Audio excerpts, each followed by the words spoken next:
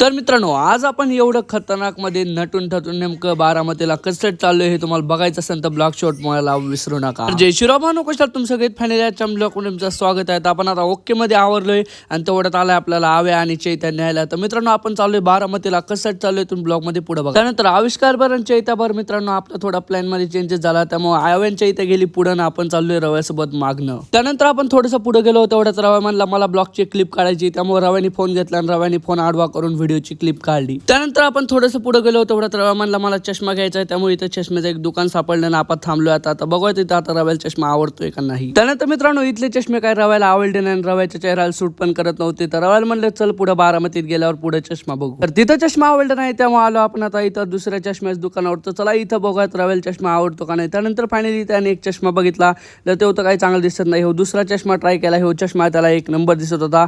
चष्मा का गॉगल, आता गॉगलच म्हणायला लागेल. तर मित्रांनो फायनली रव्याने पण घेतला आणि चला म्हणलं आपल्याला पण एक आवडला, तेव्हा आपण पण एक गॉगल घेऊन टाकला. आणि थोड्याच वेळात चला म्हणलं आता पटकन पेमेंट करूयात, कारण की आपल्याला जायचं आहे बारामतीला अर्जंटमध्ये.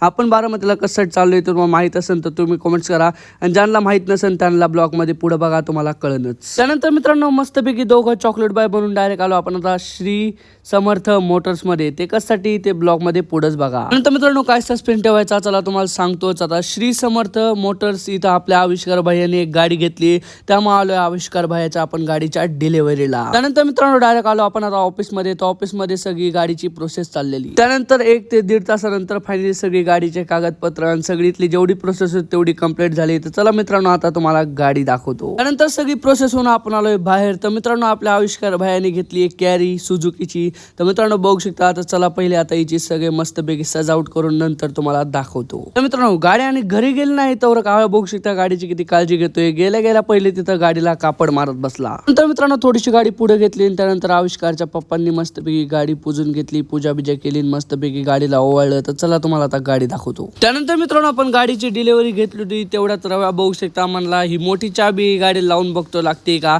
आपल्या रव्याची येडे पण ती इथं आलो तरी संपत नाही. मित्रांनो बघू शकता तिथं चाबी लावेले आणि ही मोठी चाबी तिथं लावाय बसलाय. वा रवी भैया. नंतर मित्रांनो फायनली एकदाची आता गाडीची डिलिव्हरी घेतली आणि ओमकार दादा घेतोय आता गाडी शोरूमच्या बाहेर. त्यानंतर ओमकार दादाने आता गाडी बाहेर घेत होता, तेवढ्यात म्हणलं चला आपण पण थोडेसे व्हिडिओ काढू. नंतर फायनली आता ओमकार दादाने गाडी मस्तपैकी बाहेर काढली. तर आपण बसले आता गाडीवर उलटं. त्यानंतर चला म्हणलं आता थोडीशी गाडीचे सिनेमॅटिक व्हिडिओ काढू. त्यानंतर मित्रांनो आपण आलो बाहेर. तर चला मित्रांनो गाडीची डिलिव्हरी काय ओके मध्ये झाली. तर चला आजच्या ब्लॉगसाठी एवढं. तुम्हाला आजचा ब्लॉग कसा वाटला नक्की कमेंट सांगा.